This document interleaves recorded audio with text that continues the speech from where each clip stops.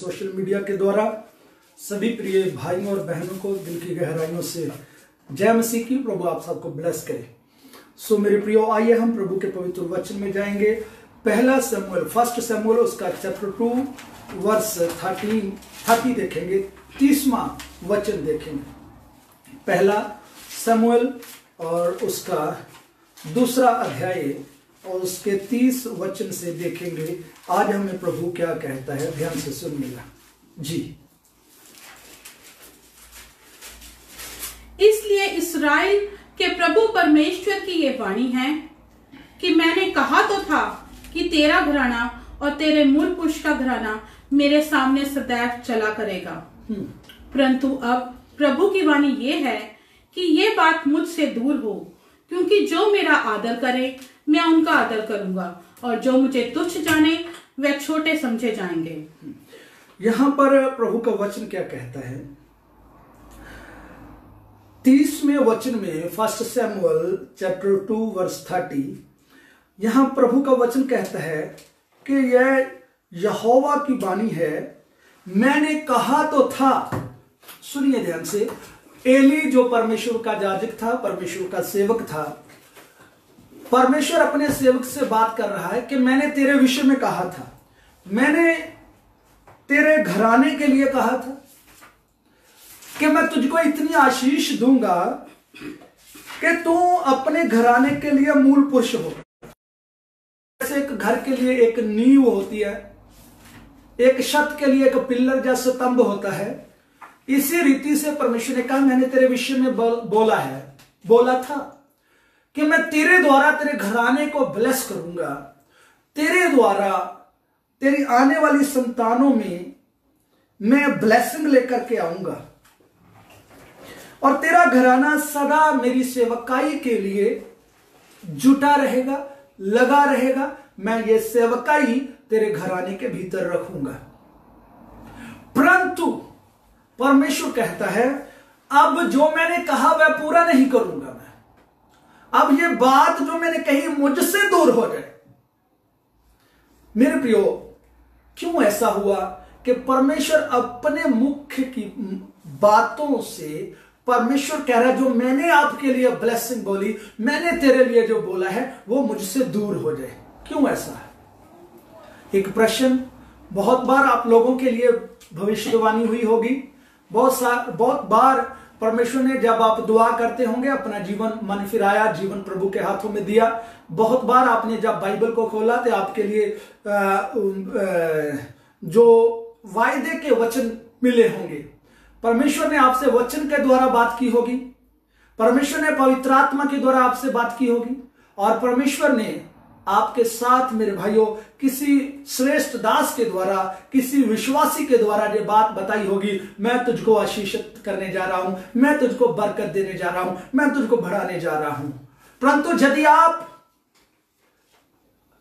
उन वचनों के मुताबिक आशीषित अभी तक नहीं हुए, जो आपके लिए प्रोफेसी हुई है अभी तक पूरी नहीं हुई, वह वचन जो आपके लिए बोले गए हैं वह आपके जीवन में आपको पूरे होते नहीं नजर आते हैं, तो फिर इस वचन को ध्यान से सुनना होगा। यह आपके लिए है। क्यों आपके जीवन में प्रभु के द्वारा बोले गए वचन पूरे नहीं होते? बाइबल के वायदे आपके जीवन में पूरे क्यों नहीं होते?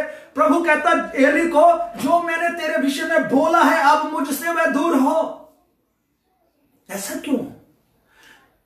क्यों हमारे जीवन में पूरा नहीं होता है? केवल यही काफी नहीं है। बहुत सारे भाई बहन प्रोफेसी के ऊपर विश्वास करते हैं।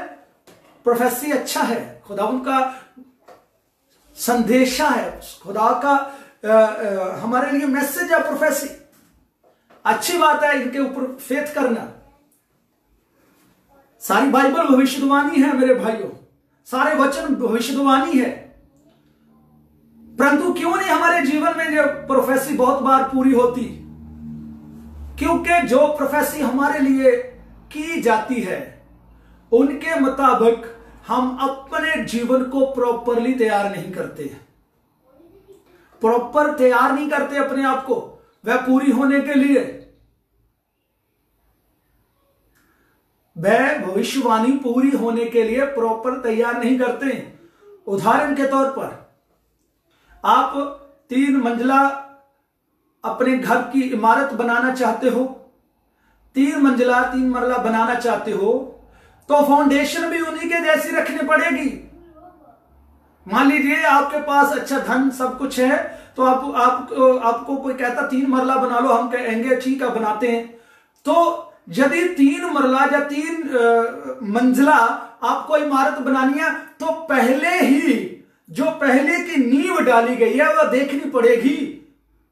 पहले की फर्स्ट नींव जो डाली जाती, फाउंडेशन को देखना पड़ेगा, कितना मोटा सरिया डाला गया है, कितने बड़े बड़े पिलर डाले गए, उनके हिसाब से। केवल यूं बात नहीं है कि 3 मरला कोठी है तो 2-3 सूत का सरिया, पतला सा सरिया डालकर उसके ऊपर लेंटर डाल सकते हैं। मेरे भाइयों, यदि 3 मंजिला कोठी तैयार करनी है, घर तैयार, इमारत तैयार करनी है, तो फिर आपको फाउंडेशन भी उसी रीति से रखनी पड़ेगी। मैं कहना चाहता हूं, धन्य हो आप जिनके लिए परमेश्वर संदेश भेजता है, मैं तुझको आशीष देने जा रहा हूं, मैं तुझको बढ़ाने जा रहा हूं, मैं तेरे रोगों को चंगा करके तुझको आशीषित करने जा रहा हूं, मैं तुझको जॉब देने जा रहा हूं, मैं तुझको ये देने जा रहा हूं, मैं तेरे लिए ये करने जा रहा हूं। धन्य हो आप। खुदा बाप देने से पहले आपसे बात करता है, इस बात के लिए प्रभु को धन्यवाद दो। परंतु वह वाचा को सुनने के बाद, वह वचन को सुनने के बाद, क्या आपने प्रभु के इन वचनों को, जो फाउंडेशन है, हर प्रोफेसी की फाउंडेशन, हर भविष्यवाणी की नींव है प्रभु का पवित्र वचन, क्या इन वचनों को मजबूती से आपने अपने अंदर लिया है? यदि आपने नहीं लिया तो फिर मैं कहना चाहता हूं मेरे भाई, फिर कोई फायदा नहीं है, आप धोखे में हो, आप धोखे में हो। उदाहरण के तौर पर आपके लिए दूसरी बात बोल रहा हूं, परमेश्वर आपको बरकत दे कि आप बहुत अच्छी पोस्ट पर जाने वाले हो। जब आप अच्छी पोस्ट पर जाने वाले हो, आप अभी पढ़ाई पढ़ते हो, आपके लिए जो प्रोफेसी हुई है, 7वीं कक्षा में हो, 8वीं में हो, 10वीं में हो, 10वीं में हो, आपके लिए यह बोला गया कि आप अच्छे ऊंचे पद पर जाओगे। परंतु ऊंचे पद के लिए बोला गया है, मैं मानता हूं बोला गया है, परंतु क्या आप उस ऊंचे पद की प्रोफेसी को पूरा होने के लिए, क्या आप प्रॉपरली अपनी स्टडी को फोकस बनाते हो? क्या आप स्टडी को प्रॉपरली अपने जीवन में लेकर के उसके ऊपर ध्यान लगा करके आप उस रीति से क्लियर करने के लिए, क्या आपने रखा है अपने जीवन में उस टारगेट को पूरा करने का अपना लक्ष्य नहीं बनाया, तो फिर वो कैसे प्रोफेसी आपके जीवन में पूरी होगी? प्रभु कहता है, यहां पर बोला गया है, अपने दास के साथ बात करता है परमेश्वर, किसी आम बिलीवर के साथ बात नहीं करता, वो अपने दास के साथ बात करता है। वो कहता, मैंने कहा था तू मूल पुरुष होगा, तू स्तंभ होगा अपने घराने के लिए, पिलर होगा, अपने घर की एक ऊंची इमारत के लिए पिलर होगा। परंतु प्रभु कहता है अब नहीं होगा। क्या रीजन है? आज उस रीजन को हम सीखना है मेरे भाई। क्या लिखा है? फिर पढ़िए इस वचन को, 30वां।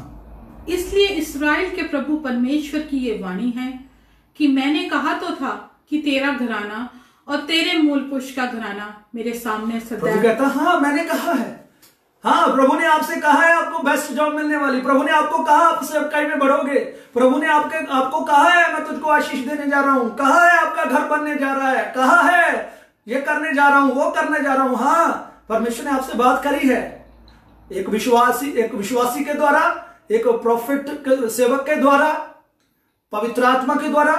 और जब भी आपने वचन पढ़ा, वचन के द्वारा, हो सकता है आप सोए हुए थे, आपने एक दर्शन देखा है, सपना देखा है, परमेश्वर ने आप बात करी है। ऐसा नहीं कि आपके साथ परमेश्वर बात नहीं करता है, परंतु उसके बाद आपका क्या चाल चलन है, दिनचर्या का थॉट, आपकी विचार कैसी है?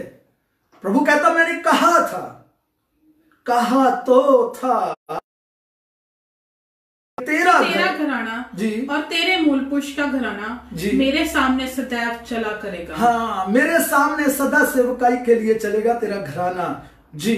परंतु अब प्रभु की वाणी ये है, परंतु अब पहले की गई, पहले की प्रोफेसी गई, अब नई बात सुन जी, कि ये बात मुझसे दूर हो, क्योंकि जो मेरा आदर करे मैं उनका आदर करूंगा। स्पष्ट रीति से है प्रभु कहता, जो मैंने पहले बोला था वो गया, पहले का कॉन्ट्रैक्ट खत्म, बस बदल गया, नया कानून आ गया। क्यों? क्योंकि आपने पहले के कानूनों को फॉलो नहीं किया, आपने परमेश्वर की बात को गंभीरता से अपने जीवन में उतरने नहीं दिया।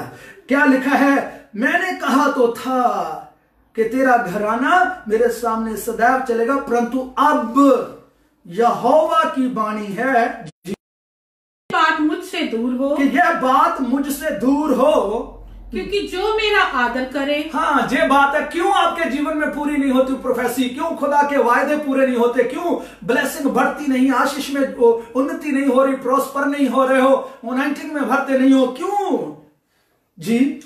क्योंकि जो मेरा आदर करे मैं उनका आदर करूंगा। प्रभु कहता है, जो मेरा आदर करे मैं उनका आदर करूंगा।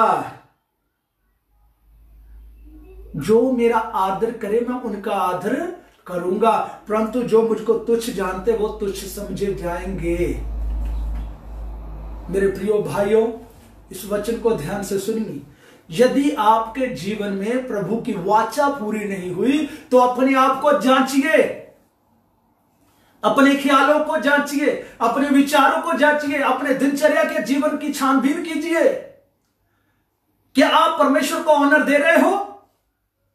क्या आप परमेश्वर का आदर करते हो जिसने आपके साथ वाचा बांधी है? मैं कहना चाहता हूं, संसारिक रीति से आप किसी कंपनी में काम करते हो, किसी संस्था में काम करते हो, किसी भी डिपार्टमेंट के अधीन काम करते हो, आपके ऊपर कोई बॉस है, आपके ऊपर कोई ऑफिसर है, आप कितने भी इधर उधर हो, परंतु आप अपने मालिक से डरते हो, अपने बॉस से डरते हो, उनका ऑनर करते हो, क्योंकि आपको वहां से सैलरी मिलती है और वहां पर काम करते हैं। एक मालिक का इतना ऑनर, प्रभु ने एक बार अपने दास को कहा, यिर्मयाह से कहा कि तुम सब लोगों को इकट्ठा करो। बुलाने के बाद कहा भवन के कोठरियों में लेकर आओ उनको। तो जब उन लोगों को लेकर के आए तो लेने के बाद उन लोगों के सामने सीधा परमेश्वर ने कहा, इनके आगे शराब को रखो, इनको बोलो शराब पी लो। जानते हो, वो गैर कौमों के लोग थे। जब उनको घरों में, भवन में, खुदा के घर में बुलाया गया, खुदा के घर में बहुत सारे कमरे और थे, उनके भीतर उनको बुलाया गया,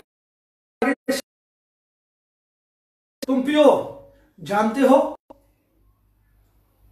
उन लोगों ने कहा हमारे बाप नहीं पीनी, इसलिए हम पिएंगे नहीं। और परमेश्वर ने उसी समय अपने दास के साथ बात करी, इस्राएलियों को देखो, कौमों के लोग, इनके अंदर बाप दादाओं का कितना आदर है, ऑनर है। देखो, जो इनके पुरखे मर चुके हैं, इनके पूर्वज मर गए हैं, परंतु मरे हुओं की आज्ञाओं का पालन इतना सख्ती से कर रहे हैं। और मैं तुम लोगों का यहोवा परमेश्वर हूं, मेरा आदर कहां है? दुनिया के बॉस का आदर है। जॉब पर लेट हो जाओगे, बड़ा आदर करते हो। काम पर लेट हो जाओगे, बहुत आदर है। कभी आपने ये सुबह उठते समय ये सोचा है कि मैं लेट हो जाऊंगा दुआ से? ये आदर कहां है? स्कूल से बच्चों को लेट होने का आपको पूरा है, आदर है टीचर का, उसका ऑनर है, किसी कंपनी के मालिक का ऑनर है, मनुष्यों का आदर कहां है? प्रभु इस बात से दुखी है, दुख से भरा हुआ प्रभु कहता है तूने मेरा आदर नहीं किया। जब 29वीं आयत को पढ़ते हैं, 29 को यहां पर पढ़ते हैं, तब परमेश्वर अपने दास के साथ क्या बात करता है। कहता तूने अपने पुत्रों का आदर मुझसे अधिक किया है। नोट करें, क्यों वो सेवकाई में घराना मिट गया, क्यों सेवकाई आगे नहीं बढ़ पाई? क्योंकि आज यदि हमारी सेवकाई आगे नहीं बढ़ रही, उसके पीछे क्या रीजन है? हम परिवार की रीति से आगे नहीं बढ़ पा रहे, हम प्रॉस्पेरिटी में आगे नहीं बढ़ रहे हैं, हम अनॉइंटिंग में आगे नहीं बढ़ रहे, तो उसका रीजन है क्योंकि हम परमेश्वर को पूरा आदर नहीं देते। इसकी वजह से कहता अपने पुत्रों का आदर मुझसे अधिक करते हो तुम। मैं एक प्रश्न पूछना चाहता हूं, मेरी बहन मेरे भाई, अपने सीने के ऊपर हाथ रखें, अपने आप से आज पूछिए, मैं कितना ऑनर बच्चों का करती हूं, कितना ऑनर प्रभु का करती हूं, कितना ऑनर मैं दुनिया में रिश्ते नातों का करती हूं, कितना ऑनर मैं प्रभु के साथ मेरे संबंध उनका करती हूं। हम अक्सर एक बात देखते हैं, बहुत सारे भाई बहन, मैं यूके में हूं अभी, डेली हमारी मीटिंग जूम एक ऐप बना हुआ है, वहां उसमें जूम ऐप में मीटिंग होती है, बहुत सारे लोग जुड़ते हैं, उनसे वैसे बात करेंगे, वो 1 घंटा हमसे बात करने के लिए तैयार होंगे, अपने रिश्तेदारों के साथ दिन में बात करेंगे। जब वो प्रार्थना सभा में उसको कहा जाता ना आप जुड़ जाओ, तब उनके पास टाइम नहीं होता। वैसे हमारी हालत है, रिश्तेदारी में ढेरों बातें मोबाइल पर चलेंगी, परंतु कलाम की बात आती है तो तब हम जुड़ नहीं सकेंगे। ये हमारा ऑनर है प्रभु के वचन के प्रति। कहीं कहीं तो ऐसा करेंगे, वर्शिप सुनते हैं, बहुत अच्छी बात है, जब वचन की बारी आती है उसको आगे तोड़ देंगे, वचन के समय छोड़ देंगे, जूम छोड़ देंगे, वचन के समय फेसबुक छोड़ देंगे, वचन के समय आगे निकलेंगे। ये ऑनर है प्रभु के वचन का। मेरे भाइयों, प्रभु ने अपने दास को कहा तूने अपने पुत्रों का मुझसे अधिक आदर किया है, उसकी वजह से सेवकाई खत्म। और आगे परमेश्वर ने कहा जे तेरे पुत्र जवानी में मर जाएंगे। मेरी बहन मेरे भाई, तू अपने आप से पूछ, क्या प्रभु के वचन को आदर देती हो या अपने बच्चों को आदर देती हूं? मेरे भाई पूछ जी, आदर कौन सा? आदर का मतलब ये नहीं है कि बच्चों के आगे हाथ जोड़कर खड़े होना, उनको आदर देना, और प्रभु यीशु मसीह की तस्वीर के आगे खड़े होकर के उनको आदर देना।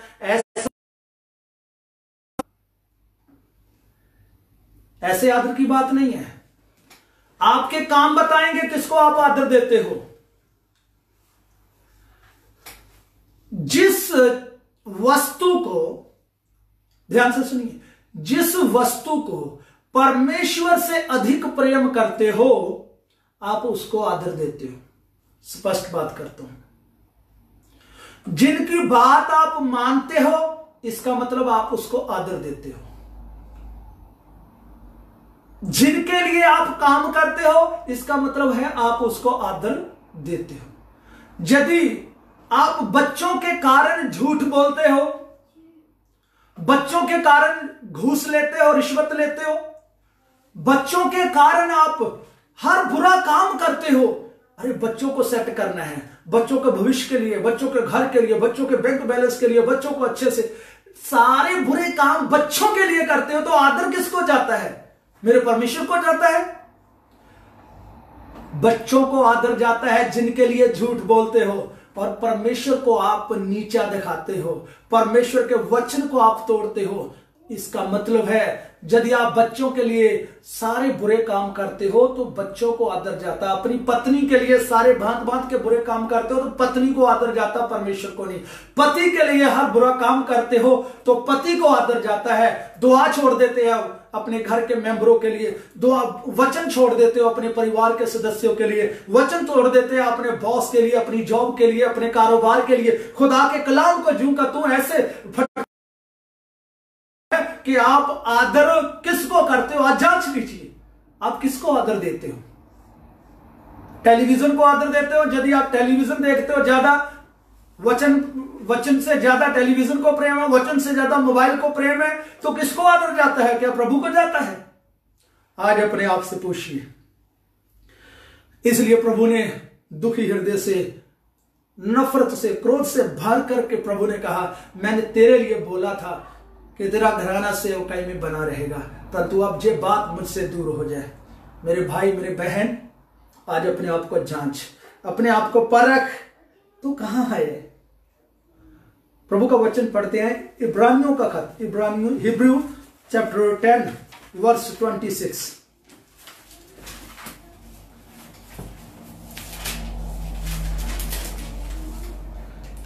26 वचन, इब्रानियों की पत्री उसका 10वां अध्याय, उसका 26 वचन से 31 तक हम देखेंगे थोड़ा जी। सच्चाई की पहचान प्राप्त करने के बाद यदि हम जानबूझकर पाप करते रहे। सुन लीजिए ध्यान से, आप जान चुके हो प्रभु के पवित्र वचन को, जान चुके हो पाप क्या है, जान चुके हो सच्चाई क्या है, जान चुके हो।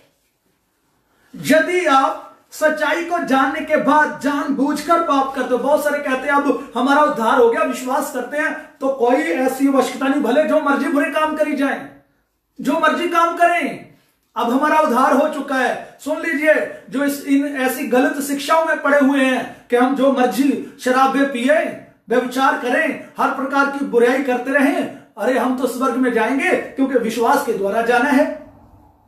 वो सुन लीजिए क्या लिखा हुआ है जी, पढ़िए फिर।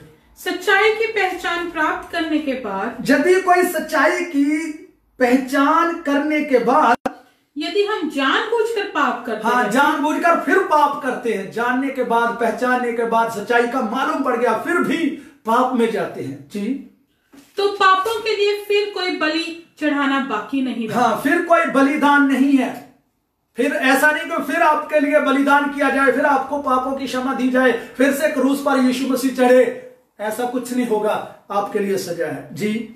हाँ, दंड की एक भयानक प्रतीक्षा। हाँ, दंड की एक भयानक बात जो रहे आप इंतजार करते हो। जो जो पाप करता है वह इंतजार करता है, भलाई का नहीं, स्वर्ग का नहीं, आशीष का नहीं, अनंत जीवन का नहीं, अनंत आग का इंतजार करता है। इसलिए लिखा भयानक बाट जो होता है। हाँ, और आग की ज्वलन बाकी है। आग की ज्वलन उनके लिए बाकी है, वो जलना ही बाकी है उनका आग में। हाँ, जो विरोधियों को भस्म कर देगी, जो विरोधियों को भस्म कर देगी। हाँ, जबकि मूसा की व्यवस्था ना मानने वाला। एक एग्जाम्पल प्रभु यीशु मसीह ने जहां पर इब्रानियों के खत में लिखने वाले ने जहां पर दी है कि जो मूसा की व्यवस्था को जब कोई मानता नहीं था जी, 2 या 3 जनों की गवाही पर जी बिना दया के मार डाला जाता है। हाँ, तो ऐसा होता था जब कोई व्यवस्था का पालन नहीं करता था, 2 या 3 गवाहों के साथ, गवाहियों के बाद उसको मार दिया जाता था, मृत्यु दंड था उनके लिए। आगे तो सोच लो कि वे कितने और भी भारी दंड के योग्य ठहरेगा। कितने और भी भारी दंड के योग्य ठहरेगा। कौन?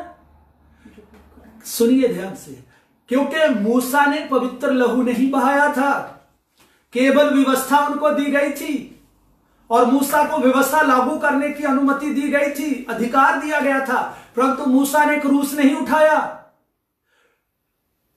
उस टाइम में व्यवस्था को तोड़ने के कारण मृत्यु दंड था। तो अब फिर पढ़िए इस लाइन को जी। तो सोच लो, आज मेरी बहन सोच ले, पाप करती हो सोच ले, पाप में हो सोच ले, ऐशप्रस्ती में हो सोच ले, रिश्वत लेते हो तो सोच लो, झूठ बोलते हो तो सोच लो, गालियां निकालते हो तो सोच लो, चर्च भी जाते हो, शराब के ठेके पर भी जाते हो तो सोच लो, बुरी बुरी सारी बुराई करते हो तो सोच लेना एक बार। भयानक आग आपका इंतजार करती है, क्योंकि जो प्रभु का आदर निरादर में बदलता है उसके लिए ये सारी बातें। सोच लो जी कि वे कितने और भी भारी दंड के योग्य ठहराए जाएंगे, ठहरेंगे। वो क्यों? आगे सुनिए। जिसने परमेश्वर के पुत्र को पांव में रौंदा। हाँ, जो कहते हैं ना, बस विश्वास करते हैं, पाप करते जाए, नो प्रॉब्लम, हमारे पाप माफ हो चुके हैं। जो फिर से पाप करता है वो यीशु मसीह को अपने पांव के नीचे रौंदता है। तो प्रभु वो कहता है बदला मैं लूंगा, बट्टा लेना मेरा काम, बदला लेना मेरा काम है, पलटा लेना मेरा काम है।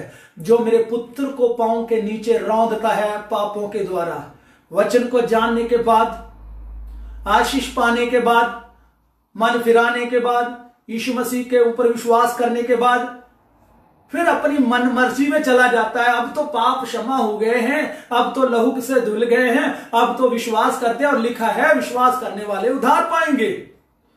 तो जो इन वचनों को गलत रीति से अपने लिए उपयोग में लाते हैं पाप को करने के लिए, उनके लिए जो वचन ध्यान से सुनना। प्रभु कहता है वो मेरे पुत्र यीशु मसीह को पांव के नीचे रौंदते हैं। जिसने परमेश्वर का पुत्र को पांव के नीचे रौंदा, नंबर 1। आगे, और वाचा के लहू को, दूसरा वाचा के लहू को जो आपके लिए बहाया है। याद कीजिए यीशु मसीह को कैसे कुचला गया, कैसे मेरे और आपके लिए जो कोरडे उसके बदन पर पड़ते थे, जिस्म के ऊपर पड़ते थे, केवल वो निशान नहीं छोड़ते थे, भीतर से बोटियां निकालते थे, मांस निकाल लेते थे। वो कोरडे कोई आम एक रस्सी का कोरडा नहीं था, विशेष धातुओं का बना हुआ था, जिसमें कांच थे, जिसमें ब्लेड बने हुए थे, और जहां कहीं उसके बदन में एक बार पड़ता था तो उसके भीतर घुस जाता था, और जब खींचते थे कितने चिथड़े उठते थे, कितना मांस निकलता था। ये मांस किसके लिए था? वो मेरे और आपके लिए, मेरी बहन, मेरे भाई, तेरे लिए प्रभु यीशु मसीह ने कष्ट सहा और जिस्म से कतरा कतरा लहू बह उठा। किसके लिए था? वो आपके लिए था। और आप सोचते हो बस विश्वास करने से उद्धार है? विश्वास करने के बाद आपका जीवन भी विश्वास योग्य होना चाहिए। यदि आप विश्वास करते हो यीशु ने मेरे पापों को धो दिया है, तो फिर धुले हुए कपड़ों को भी संभाल कर रखना आपकी जिम्मेवारी है। उद्धार फ्री में है, परंतु उद्धार को कायम रखना आपकी रिस्पॉन्सिबिलिटी है। ये वैसी बात है, किसी ने आपको नए वस्त्र दे दिए, जो फ्री में दे दिए, आपको वस्त्र दिए, परंतु उस वस्त्रों को धुले हुए रखना आपकी रिस्पॉन्सिबिलिटी है। जिन्हें भी वस्त्र दिया और कीचड़ में डाल दिए, यीशु मसीह ने अपने लहू के द्वारा आपके वस्त्रों को धोया। मेरी बहन, मेरे भाई, उस लहू की क्या लिखा? पुत्र को रौंदा पांव के नीचे। फिर पढ़िए, और वाचा के लहू को जिसके द्वारा वे पवित्र ठहराया गया था। वाचा के लहू, लहू के द्वारा तुम पवित्र ठहराए गए थे। वाचा के लहू को जिनके द्वारा पवित्र ठहराया गया था, अपवित्र जाना है, अपवित्र जाना, हाँ, और अनुग्रह की आत्मा का अपमान किया है। हाँ, सुनिए, प्रभु यीशु मसीह को पांव के नीचे रौंदा, प्रभु यीशु मसीह के लहू को अपवित्र जाना, और फिर लिखा है पवित्र आत्मा का, अनुग्रह के आत्मा का अपमान किया। और सुन लीजिए बात, प्रभु कहता जो पुत्र को भला बुरा कहे तो चल जाएगा, कहेगा उनका अपमान करेगा वो सहन नहीं किया जाएगा। आज मेरी बहन, मेरे भाई, अपने जीवन को सोच, तू कहां पर है? क्या आप प्रभु के पवित्र आत्मा का अपमान तो नहीं करते? पवित्र आत्मा का अपमान क्या है? वचन कहता, प्रभु यीशु मसीह ने यूहन्ना रचित सुसमाचार 14वें अध्याय 16वें अध्याय में अलग अलग जगह पर लिखा है, वह मददगार दूसरा सहायक मैं तुझको दूंगा, वो सच्चाई में चलने के लिए तेरी अगुवाई करेगा। नंबर 1।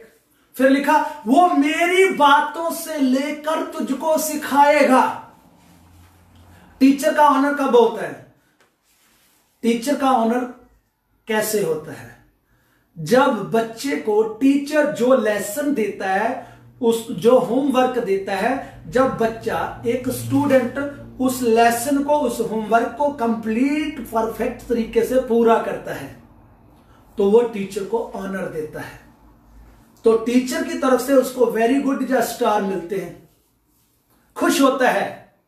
तो यदि बच्चा टीचर का कहना नहीं मानता, दिए हुए लेसन को, होमवर्क को नहीं करता, तो वह स्टूडेंट टीचर को ऑनर नहीं देता है। तो पवित्र आत्मा हमको पवित्र होने के लिए, पवित्रता में बढ़ने के लिए, प्रभु के सत्य के मार्ग के ऊपर चलने के लिए हमको टीच करता, हमको सिखाता है, हमारी अगुवाई करता है। तो वह सच्चाई में चलने के लिए अगुवाई करता है, तो वह हमारी अगुवाई करता है कि हम सच्चाई में चलें, और हम चलते हैं बुराई में। तो किसका अपमान हुआ? पवित्र आत्मा का अपमान हुआ। इसलिए इफिसिया 4:30 में लिखा हुआ, पौलुस कहता है प्रभु के पवित्र आत्मा को उदास मत करें, उसको अपमानित मत करें। यदि आप सच्चाई से फिर कर बुराई की ओर चलते हो तो आप पवित्र आत्मा का भी अपमान करते हो, वचन कहता है। और आप जिस लहू के द्वारा धुले हुए थे, आपने उस लहू का भी अपमान किया। उदाहरण के तौर पर किसी डिटर्जेंट के द्वारा, किसी साबुन के द्वारा आपके कपड़े धोए, कितना रगड़ रगड़ के उसके भीतर की जो ताकत थी, आप कपड़े को निखारने वाली, कपड़े को साफ करने वाली, उसकी मैल को निकालने वाली, एक बार उस साबुन से धोआ, कपड़े रेडी हुए, आपने फिर उसको गंदगी में डाल दिया, तो किसका अपमान हुआ?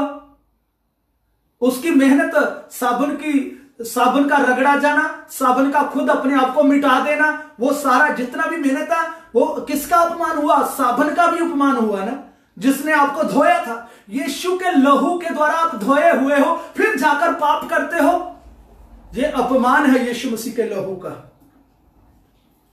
इसलिए मेरी बहन, मेरे भाई, आज सोच ले, प्रभु कहता जो मेरा आदर करेगा मैं उसका आदर करता हूं। पिता, पुत्र और पवित्र आत्मा, तीनों के बारे में सुन लीजिए, कितना एक दूसरे के प्रति ऑनर देते हैं, कितना आदर देते हैं। जानते हो, यीशु मसीह ने स्वयं कहा जो पवित्र आत्मा को भला बुरा कहेगा वो माफ नहीं किया जाएगा। और पवित्र आत्मा के बारे में सुन लीजिए, पवित्र आत्मा कब हमारे जीवन में जुम्मश करता है? जब यीशु मसीह अर्थात वचन हमारे जीवन में रहता है, तब पवित्र आत्मा हमें जुम्मश करता है। जब वचन हमसे निकल गया तो पवित्र आत्मा भी निकल जाता है। वो वचन के कारण, वचन को मतलब यीशु को ऑनर देते हो, पवित्र आत्मा आपके ऊपर। सुन लीजिए ध्यान से, अदन की वाटिका में क्या हुआ था?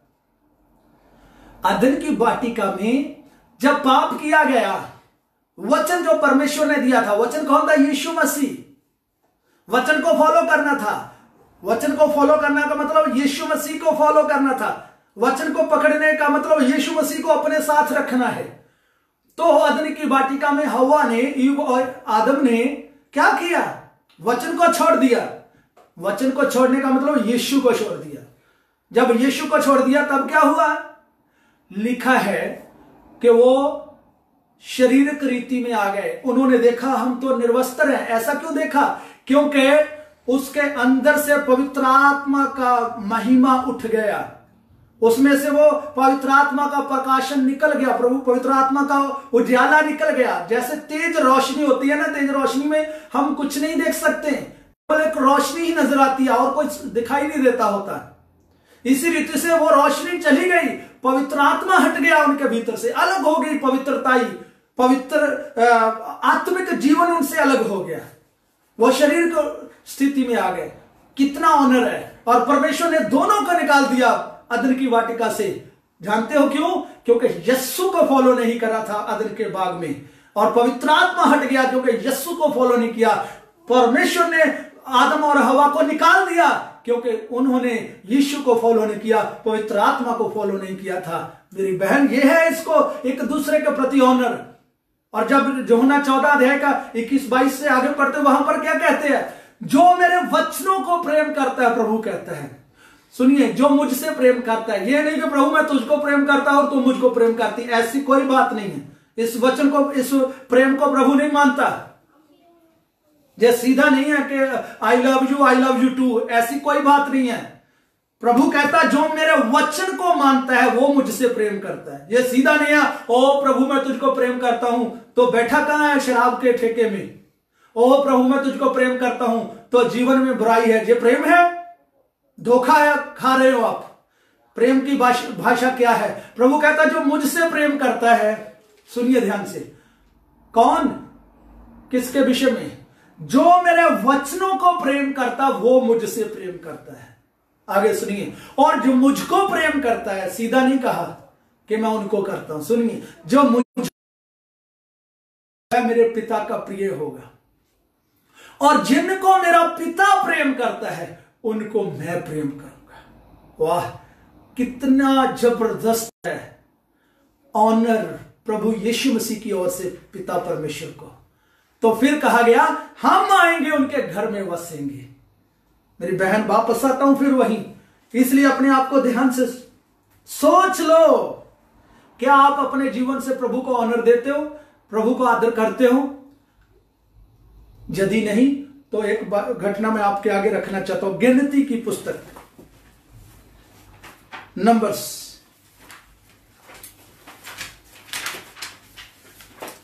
उसका 20वां अध्याय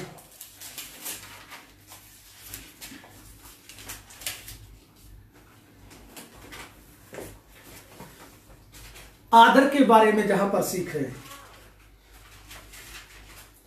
20वां अध्याय का 80 दूसरे वचन से पढ़िए। वहां मंडली के लोगों के लिए पानी न मिला, वे मूसा और हारून के विरुद्ध इकट्ठे हुए।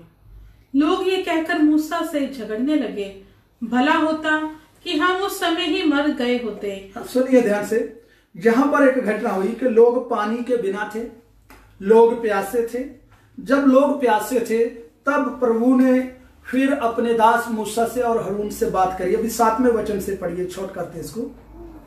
प्रभु ने मूसा से कहा, इस लाठी को ले और तू अपने भाई हारून समेत मंडली को इकट्ठा करके उनके देखते उस चट्टान से बातें कर। सुनिए ध्यान से, लिखा प्रभु ने कहा उस लाठी को ले, मूसा से कहा, और तू अपने भाई हारून समेत उस मंडली को इकट्ठा करके उनके देखते उसे चट्टान से बातें कर। क्या कर? चट्टान से बातें कर। नोट कीजिए बात आगे। तब वे अपना जल देगी। हाँ, जब तू उससे बोलेगा ना, उससे बातें करेगा, वो अपना जल देगी। जी, इस प्रकार तू चट्टान से उनके लिए जल निकालकर मंडली के लोगों और उनके पशुओं को पिला। आगे। प्रभु की इस आज्ञा के अनुसार मूसा ने उसके सामने से लाठी को ले लिया। जी। मूसा और हारून ने मंडली को उस चट्टान के सामने इकट्ठा किया। मूसा ने उनसे कहा, हे दंगा करने वाले, सुनो, क्या हमको इस चट्टान से तुम्हारे लिए जल निकालना होगा? तब मूसा ने हाथ उठाकर लाठी चट्टान पर 2 बार मारी और उसमें से बहुत पानी फूट निकला और मंडली के लोग अपने पशुओं समेत पीने लगे। आगे। परंतु मूसा और हारून से प्रभु ने कहा, तुमने मुझ पर विश्वास नहीं किया और मुझे इस्राएलियों की दृष्टि में पवित्र नहीं ठहराया, इसलिए तुम इस मंडली को उस देश में पहुंचाने ना पाओगे जिसे मैंने उन्हें दिया है। सुन लीजिए ध्यान से, क्या हुआ? जहां पर हम बहुत बार प्रभु के वचनों को नॉर्मल लेते हैं, अरे इतना तो चलता है, ऐसा तो चलता ही है। सुन लीजिए, प्रभु ने अपने दास मूसा को क्या कहा 7वें वचन में, 7 और 8 वचन में प्रभु ने कहा, तू अपनी लाठी ले। मूसा को, हारून को, दोनों को कहा, जाओ मंडली को इकट्ठा करो। जब लोग देखेंगे उनके सामने क्या करना? सुन लीजिए, उनके सामने में उसे चट्टान से बातें करना। नोट करें, चट्टान से क्या करनी है? बातें करनी है। परंतु क्या हुआ? ये गया, जाने के बाद लोगों को इकट्ठा किया। इकट्ठा करने के बाद इसका एटीट्यूड बदल गया। ये वही मूसा था जो लोगों के लिए रो रो करके दुआ करता था, परंतु अब मालूम नहीं क्या हुआ इसका एटीट्यूड बदल गया। जब हम घमंडी हो जाते हैं, लूज टेम्पर, जब हम गुस्से में होते हैं, बहुत सारी बातें हम ध्यान नहीं लगाते कि परमेश्वर हमको क्या कहता है। जब कोई इंसान हमसे बात कर रहा है, वो क्या कहता है, हम सुनने के लिए तैयार नहीं होते। तो ऐसी परिस्थिति इनके जीवन में आई, तो इसने, परमेश्वर ने कहा, तू लाठी को ले, हारून के साथ जा, लोगों को इकट्ठा कर और चट्टान से तूने बोलना है, वो तेरे लिए पानी निकालेगी, तूने बोलना है। परंतु मूसा ने क्या किया? लाठी को उनके ऊपर मारा। एक बार नहीं, 2 बार। जानते हो 2 बार क्यों मारा? एक बार में भी पानी निकल सकता था, परंतु 2 बार मारा गया। इसका रीजन है, जब एक बार लाठी लगाई पानी नहीं निकला। परमेश्वर चाहता था कि अपनी गलती को समझ ले, पानी नहीं निकला। परमेश्वर चाहता था कि अपनी गलती को जांच ले, मैं गलत हूं, मुझको बोलने के लिए कहा गया है, मारने के लिए नहीं। तब भी उसने सोचा नहीं, 2 बार मारी। पानी तो लोगों को मिल गया, आशीष तो लोगों को मिल गई है, परंतु परमेश्वर उनसे क्या कहता है? 12 वचन द्वारा पढ़िए। परंतु मूसा और हारून से प्रभु ने कहा, तुमने मुझ पर विश्वास नहीं किया और मुझे इस्राएलियों की दृष्टि में पवित्र नहीं ठहराया, इसलिए तुम इस मंडली को उस देश में पहुंचाने ना पाओगे। हाँ, देखिए कितना सब कुछ करने के बाद परमेश्वर ने कह दिया, तुम अब कनान में लेकर जाने के लिए अगुआ नहीं रहोगे, तुम्हारी सेवकाई का अंत, बस कॉन्ट्रैक्ट खत्म, क्योंकि तूने लोगों के सामने मुझे पवित्र नहीं ठहराया, तूने मेरा आदर नहीं किया। मेरी बहन, मेरे भाई, यदि आपके लिए आशीष रुकी हुई है तो इसका सीधा सीधा सीधा कारण है कि आपके जीवन में प्रभु का आदर रुका हुआ है। और इसलिए वहां इब्रानियों के खाते में हमने पढ़ा है, तो फिर सजा ही है। इसलिए अपने आप को आज जांचिए, क्या आप प्रभु को अपने जीवन में आदर देते हो? मैं धन्य कहता हूं अय्यूब को। अय्यूब 27 अध्याय में कहता है, 23 अध्याय में, आप नोट कर ले, पढ़ेंगे नहीं, टाइम लगेगा। 27वां अध्याय उसका 6वां वचन और 23वां अध्याय उसका 10 से 12 वचन। वो कहता, अपने भोजन से अधिक मैंने प्रभु के वचन को पकड़ा है। यह है उसकी वाचा, उसका अंदर का प्रेम। वो कहता, जब कभी मुझे परमेश्वर परखकर देखे तो मैं सोने की नाई अच्छा निकलूंगा। ऐसा आपका जीवन होना चाहिए। 7 बेटे, 3 बेटियां मर गई, धन संपत्ति लुट गई, सब कुछ उजड़ गया। पत्नी कहती है, अब अपने परमेश्वर को छोड़ दो, फिटकारो और तू भी मर जा। वो कहता, क्या अच्छा परमेश्वर से ले, बुरा ना ले। और वचन कहता है, इन सारी अवस्थाओं में भी उसने परमेश्वर के ऊपर कोई किसी प्रकार का दोष नहीं लगाया और परमेश्वर उनसे प्रसन्न था। जानते हो, 3 मित्र थे, बहुत सारी बातें करते थे। 42वें अध्याय में लिखा गया है, आखिरी अध्याय अय्यूब की पुस्तक में, प्रभु कहता है उनके मित्रों को, अय्यूब के मित्रों को, वो कहता, मेरा दास मुझको आदर देता, परंतु तुम लोगों ने मुझको सही नहीं ठहराया। वो जख्मों से भरा हुआ इंसान, खाक में, राख में बैठा हुआ इंसान, चमड़ी का मांस उधड़ रहा है, हालत बद से बेहतर हो रही है, बड़ी हालत खराब, खस्ता है। परंतु जानते हो, लोग उसको देखकर क्या कहते होंगे, परंतु परमेश्वर उसके लिए क्या कहता है? वो तीनों मित्रों को कहता, लो अपना अपने भेंट लो, अय्यूब के पास जाओ, क्षमा मांगो, वह तुम्हारे लिए प्रार्थना करेगा। एक दास को इतना बड़ा ऑनर, सब कुछ जो उसका चला गया था मल्टीप्लाई होकर के मिला। मेरे बहनों, मेरे भाइयों, सब कुछ दोगुना मिला उसे। क्यों? क्योंकि उसने अपने अंदर से प्रभु का आदर नहीं जाने दिया। आज मेरी बहन, मेरे भाई, मैं तुझको कहता हूं, सदरक, मेशक, अबदनगो, दानियल जैसे प्रभु के प्रियजन, उन्होंने अपने शरीरों को बलिदान होने के लिए सौंप दिया, परंतु प्रभु का आदर अपने जीवन में कम नहीं होने दिया। राजा कहता, मूर्ति के आगे झुक जाओ, वरना आग के भट्ठे में डाल दिए जाओगे। वो जलने के लिए तैयार है, प्रभु झुकने के लिए नहीं। क्यों? क्योंकि वो जानते हैं प्रभु का आदर हमारे जीवन में श्रेष्ठ है।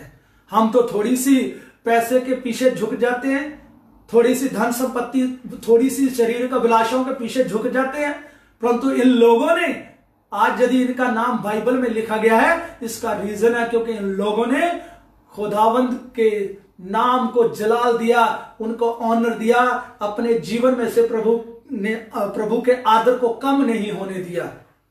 आज आप लोगों के आगे मैं कहना चाहता हूं आखिर में कि अपने जीवन के बारे में सोचिए। सद्रक मेशक अबेदनगो ने आग के भट्ठे में जाने के लिए तैयार हो गए, आदर कम नहीं होने दिया। दानियल के बारे में बताया गया कि उनके लिए कानून तैयार कर दिया गया, उसने उस कानून को नहीं देखा, अपनी नौकरी को नहीं देखा, अपने जीवन को नहीं देखा। वो उसका आदर था कि वो दिन में 3 बार प्रार्थना करता था, वो इस प्रार्थना के जरिए आदर देता था। यदि आप प्रार्थना के जरिए आदर देते हो, धन्यवाद है। उपवास रख करके आदर देते हो, धन्यवाद है। उससे कहीं अपने कामों के द्वारा आदर दो, उससे कहीं अपने जीवन के द्वारा प्रभु को, अपने कामों के द्वारा, अपनी बातचीत से, अपने उठने बैठने से, दिन के से लेकर रात तक के जीवन से प्रभु को आदर दो। यदि ऐसा नहीं है तो प्रभु का वचन मार्क 7 में लिखा हुआ, मरकस उसका 7वां अध्याय 6 से लेकर आगे तक पढ़ते हैं। जब लूका सुसमाचार 6वां अध्याय और उसका 46 वचन पढ़ते हैं, वहां पर लिखा 6 के 46 में लूका में लिखा, तुम लोग प्रभु प्रभु क्यों मुझे कहते हो और जो मैं कहता हूं वो काम नहीं करते। दुखी है। मरकस 7 में लिखा गया है, हे कपटियों, जशाया ने तुम्हारे विषय में ठीक कहा है, ये लोग होंठों से मेरी बड़ाई करते हैं, दूर है। ऐसा ऑनर प्रभु नहीं चाहता कि केवल भजन गा लिया, केवल दुआ की, बस उसके बाद दुनिया के काम। ऑनर का मतलब है आप यीशु की आज्ञाओं को फॉलो करना है। ऑनर का मतलब है आप पवित्र किए गए हो, पवित्र बन के रहना। ऑनर का मतलब है पवित्र आत्मा की अगुवाई में चलना। ऑनर का मतलब है प्रभु का पवित्र वचन और प्रभु आपके जीवन में मुख्य धारा में श्रेष्ठ होना चाहिए। एक एली था जिसने पुत्रों का आदर करके पूरी पीढ़ी को नष्ट करवा दिया। एक अब्राहम था जिसने पुत्र का आदर नहीं किया, परमेश्वर का आदर। जेनेसिस 22 में लिखा गया, परमेश्वर ने उसको आवाज दी, अपने पुत्र की कुर्बानी दे दे, बलिदान करके दे दे। किसी दाएं बाएं की एडवाइस नहीं ली, निकल पड़ा। सुबह भोर को ही निकल करके परमेश्वर के वचन को फॉलो करने के लिए निकला। और परमेश्वर ने उसके साथ क्या बाचा, पहले क्या बांधी थी, बाद में क्या कहा। पहले परमेश्वर ने कहा मैं तुझको एक बड़ी जाति बनाऊंगा, परंतु कुर्बानी देने के बाद, उस वचन को फॉलो करने के बाद परमेश्वर ने देखा इनके जीवन में मैं श्रेष्ठ हूं। औलाद, संतान, जॉब, बिजनेस, कारोबार, पत्नी, पति, घराना, संसार श्रेष्ठ नहीं है, इसके जीवन में मेरा नाम श्रेष्ठ है। जानते हो, पहले परमेश्वर ने कहा था एक बड़ी जाति बनाऊंगा, फिर परमेश्वर कहता है मैं पृथ्वी की सारी जातियों का पिता बनाऊंगा तुझे। अपनी वाचा को परमेश्वर ने बड़ा कर दिया है। आज यदि आप चाहते हो कि आपके जीवन में जो जो वायदे वचन में लिखे हैं वो पूरे हों, तो मेरी बहन, मेरे भाई, अपने जीवन में प्रभु को आदर देना शुरू कर। यदि आज तक आपने आदर नहीं दिया तो आइए आंखों को बंद करें, अपने आप को प्रभु के आगे अर्पित करें, प्रार्थना करें। आप अपनी गलती को मान सकते हैं इस टाइम में, आप अपनी बुराई को मान सकते हो इस टाइम में। प्रभु से कहिए, प्रभु मैं क्षमा चाहती हूं कि मैंने तुझको अपने जीवन से, अपने जीवन की अभिलाषों के द्वारा, अपनी इच्छा के द्वारा तुझको आदर नहीं दिया, परंतु तेरा मैंने निरादर किया है। आज मैं तुझसे एक बार फिर अपने गुनाहों की क्षमा मांगता हूं।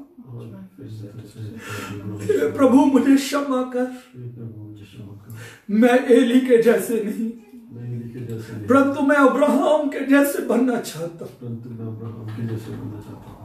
मैं गलती पर गलती करके जीना नहीं चाहता, परंतु मैं तेरी आज्ञाओं को फॉलो करके जीना चाहता हूं। ऐ पवित्र आत्मा, मैंने बहुत बार तेरी आवाज सुनने में लापरवाही करी है। आज मैं तेरी आवाज को एक बार फिर सुनना चाहता हूं। मैं चाहता हूं आज से तू फिर मेरे ऊपर प्रधानता कर, मेरे ख्यालों के ऊपर, मेरे विचारों के ऊपर, मेरी बातों के ऊपर केवल तेरा कंट्रोल हो, ताकि यीशु मसीह की महिमा हो, पिता का आदर हो, वचन का आदर हो। अपने जीवन को तेरे हाथों में सौंपता हूं। मुझे माफ कीजिए, मेरे पापों को क्षमा कीजिए।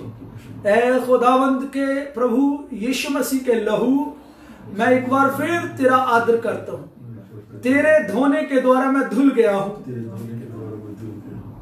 तेरी कुव्वत के द्वारा, तेरी सामर्थ के द्वारा मैं शुद्ध किया गया हूं और आज मैं शुद्ध रहने का प्रण लेता हूं। मेरी मदद कर। धन्यवाद यीशु के नाम से, आमीन। ऐ खुदाबंद प्रभु यीशु मसीह, मैं तेरा दास तेरे आगे झुकता हूं, प्रार्थना करता हूं जितने भाइयों बहनों ने आज वचन के द्वारा अपने पापों की क्षमा मांगी है, मैं प्रभु तेरे आगे झुकता हुआ प्रार्थना करता हूं, हर एक जीवन आज से नया जीवन हो जाए। हर जीवन फिर से प्रभु तेरे कामों को तैयार करने, तेरे कामों को पूरा करने के लिए सक्षम हो जाए। सबको पवित्र आत्मा से भर दीजिए, अभिषेक से भर दीजिए। Yes, hallelujah, Holi power Jesus, power Jesus, power Jesus, power Jesus, power Jesus, power रू रू रू रू रू रू रू होली जीसस। प्रभु एक एक को छू और फिल कर प्रभु। हालेलुया, सबके जीवनों से निरादर निकल जाए, सबके जीवनों में से लापरवाही निकल जाए, सबके जीवनों में से हर बुराई निकल जाए और सब तेरे पवित्र वचन को ऑनर देने वाले बन गए। और मैं तुझ अपने आप को भी तेरे हाथ प्रभुता मेरे जीवन में बनी रहे। तेरा अनुग्रह चाहते हैं प्रभु, सारे जीवनों के ऊपर ब्लेसिंग आए, इनके घरों के ऊपर, परिवार के ऊपर, बच्चों के ऊपर आशीष आए। तेरा धन्यवाद करता हूं, बरकत दीजिए इस घर में जहां इबादत हो रही। प्रभु भाई को, बहन को तेरे हाथ में देता हूं, तीनों बच्चों को तेरे हाथ में देता हूं, ब्लेस कीजिए। और खास करके जो आज बेटी का बर्थडे, प्रभु बेटी जीनिया के ऊपर तेरी ग्रेस मांगता हूं प्रभु, आने वाला समय उस बच्ची के लिए भी भला हो, पूरे खानदान को बरकत दे, और जितने ऑनलाइन जुड़े इनके बाद देखें सबको बरकत दे। तेरा अनुग्रह, धन्यवाद, तूने हमारी प्रार्थना को सुन लिया है प्रभु, यीशु मसीह के पवित्र नाम में मांगते हैं, आमीन। अब हमारे उद्धारकर्ता प्रभु यीशु मसीह का अनुग्रह, पिता परमेश्वर का प्रेम और पवित्र आत्मा की सहभागिता अब से लेकर आने वाले समय तक सारे प्रिय भाइयों बहनों, प्रभु के दास लोगों के साथ, विश्वासियों के साथ सदा सदा तक बनी रहे, आमीन। परमेश्वर आप सबको बड़ी बरकत से भरे। आने वाला समय आप लोगों के लिए भला हो। जो आपने वचन सुना है, मैं कहना चाहता हूं आप दूसरों को शेयर करें, और ताकि बहुत सारे लोग आशीष पाएं, बरकत पाएं। परमेश्वर आप सबको संभाल करके रखे, अपने लहू के द्वारा, अपनी ग्रेट अनॉइंटिंग के द्वारा, अपने फजल के वसीले सबको जय मसीह की। आने वाला समय सबके लिए भला हो। जय मसीह।